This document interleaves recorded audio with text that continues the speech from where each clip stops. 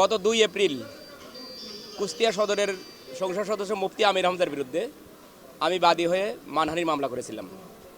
মামলাটার উদ্দেশ্য ছিল আমাদের সিরাজগঞ্জের কৃতি সন্তান, আমাদের হৃদয়ের স্পন্দন, আমাদের গণপ্রজাতন্ত্রী বাংলাদেশ সরকারের মাননীয় মন্ত্রী জনাব ইকবাল হাসান মাহমুদকে কটূক্তি করেছিল, তাকে নাস্তিক বলেছিল। আমরা ক্ষুব্ধ হয়ে তার বিরুদ্ধে মামলা করেছিলাম গত 2 এপ্রিল 2026 সালে। 2 এপ্রিল মাননীয় আদালত তাকে হাজির হওয়ার জন্য সমনের আদেশ দেন এবং সমনের তারিখ আজকে ছিল। উনি হাজির হন নাই। মাননীয় আদালত আমাকে প্রশ্ন করলেন, যেহেতু সংসদ চলতেছে এই মুহূর্তে ওয়ারেন্ট দেওয়া ঠিক হবে কিনা। আমি বললাম, সংসদ চলার কারণে ওয়ারেন্ট দেওয়াতে কোনো বাধা নাই। সংসদ চলবে, পুলিশকে আমরা গ্রেপ্তারি পরোয়ানা দিবেন আপনি। পুলিশ যদি মনে করে তাকে সংসদের স্পিকারের অনুমতি নিয়ে গ্রেপ্তার করতে হবে, করবে, কিন্তু ওয়ারেন্ট দেওয়াতে কোনো বাধা নাই।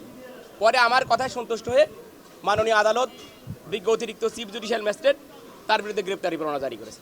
আমি আশা করতেছি উনি অবশ্যই আইনের আওতায় নিয়ে আসবেন, কারণ আইন সকলের জন্যই সমান। আমরা সকল নিয়মকানুন মেনেই ওনার বিরুদ্ধে মামলা করেছি এবং উনি যদি সংসদ সদস্য সংসদ চলাতক অবস্থায় গ্রেপ্তার করতে হয় পুলিশ স্পিকারের পারমিশন নেবে।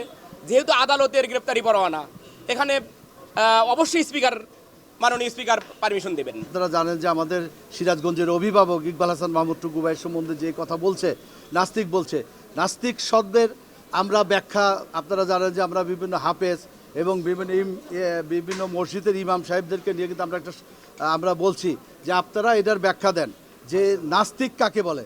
তারা ব্যাখ্যা দিয়ে দিছে, আইনের মতো চলবে এবং আমরা তার গ্রেপ্তারি পরোয়ানা জারি করছি এবং আমরা চাচ্ছি যে সে অনতিবিলম্বে গ্রেপ্তার হোক এবং সে আইনের আওতায় আইসা তার জামিন হোক, সে নিয়ে যাক, কেবল সেই আইনের মোকাবেলা করুক।